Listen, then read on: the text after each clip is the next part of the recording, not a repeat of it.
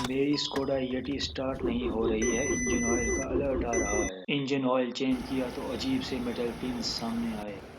आखिर ये था क्या, जानने के लिए ऑयल पैन खोलना पड़ा, लेकिन मेटल का कोई क्लू नहीं मिला। इसको वापस फिट करूंगा, लेकिन ऐसी कंडीशन में तो नहीं।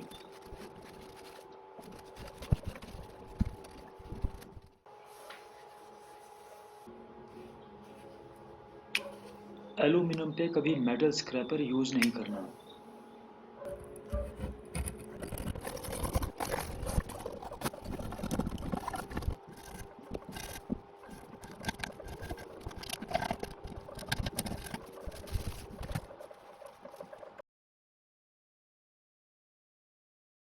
13 न्यूटन मीटर पे टाइट करेंगे स्पेसिफिक ऑर्डर में।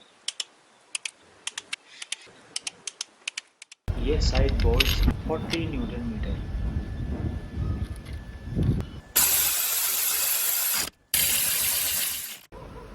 फ्रेश ऑयल डाला और फिर भी स्टार्ट नहीं हुआ।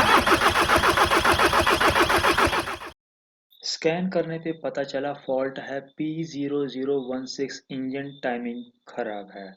कैसे हुई और कैसे ठीक करना पड़ेगा बताऊंगा अगले वीडियो में।